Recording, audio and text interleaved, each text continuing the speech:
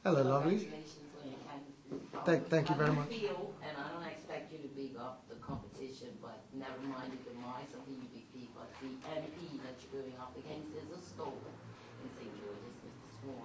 Yes. I think you're fair because there's word that the two Swans, in spite of the demise of their party, may in fact retain their seats. So as a newcomer, how do you think you'll do? Well, I can't speak for the voters in St. George's. I can only say that I will do the best I can. I will acknowledge that Mr. Swan is a very kind and decent man. But I do believe that one of the things that many Bermudians, not just in St. George's West, are crying out for is politicians that can not only see very clearly the past, but also can see the present and have a clear vision of the future. Okay, so considering the fact that you're young, you said that the young people feel that politics today is irrelevant, considering the fact that young people may not have a tendency to be driven to the polls. How do you think you'll bring out the young voters, or do you think you'll gamble? Because I tell them all the time, and it's amazing when you talk to many young people. I had a conversation while canvassing last night. You know, a young lady was adamant that she was not going to vote, and she wasn't going. She had just moved in St. George's, and she was saying she didn't even want to register to vote.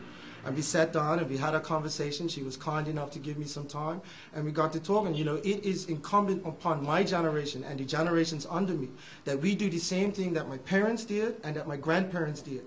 That we take the reins of leadership and we make this country better than what it is when we received it, just like our parents and our grandparents did. And when you talk like that, many of them get inspired, and they don't want to hear that Bermuda is going to be destroyed, and that there's no hope, and that all of that stuff. That is one of the aspects of politics in Bermuda right now that turns people off. You can't inspire people by preaching doom and gloom and that the Bermudian is finished. You have to say the truth, that what has always made this country great is faithful optimism.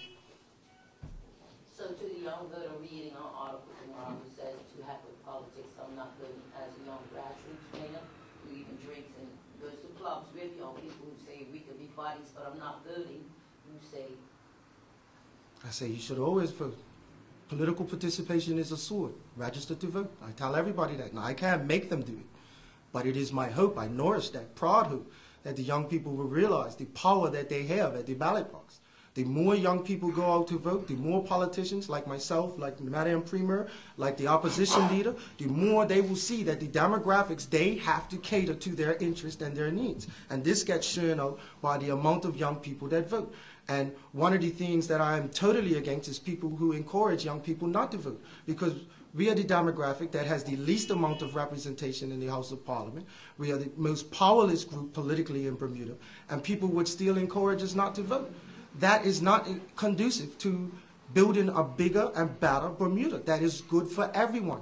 And Bermuda cannot survive without its young people. We just can't.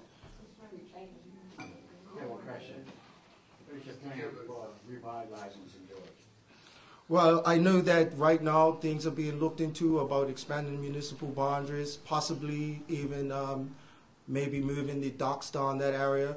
Also, there's a group called St. George's Revitalized that does a lot of work in trying to get locals to come down to St. George's, because if we get the locals to come to St. George's, the tourists will follow. You know what I mean? And as simple as it sounds, it's as simple. Most of the time, solutions to difficult questions are quite simple. Mr. Gibbons, your passion is laudable, and you know St. George's has a reputation of being a sleeping town. Do you feel that you can bring some of this passion and light a fire under the people of St. George's to get them to turn the place into what it's supposed to be? Well, first of all, the people of St. George's need no fires lit underneath them. The fire of St. George's burns bright as HWP was that day in St. George's. Let's make that clear. But, you know, we are in the process now. You know, Bermuda is in an economic transition that we haven't seen before.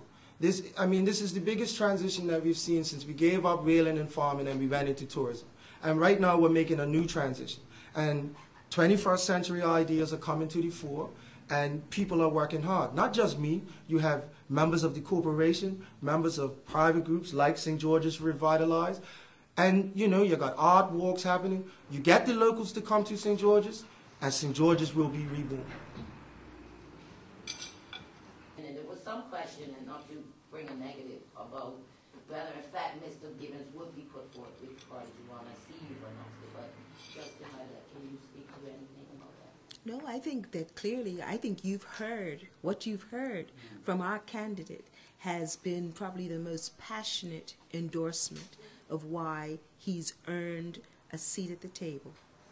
He's young, gifted, qualified, and passionate about Bermuda and passionate about his parish.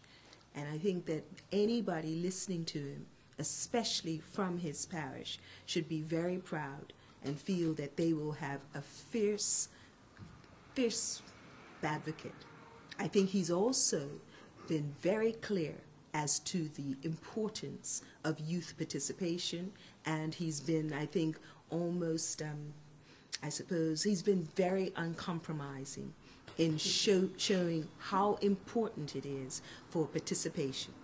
So I guess as country leader, you'd be putting your parliamentary colleague, Mr. Swan, on notice that he has his work cut out for him. I think that I am putting as party leader all who would seek to contest seats, that the PLP is in the game and on its game. Thank you. Thank you very much, everybody.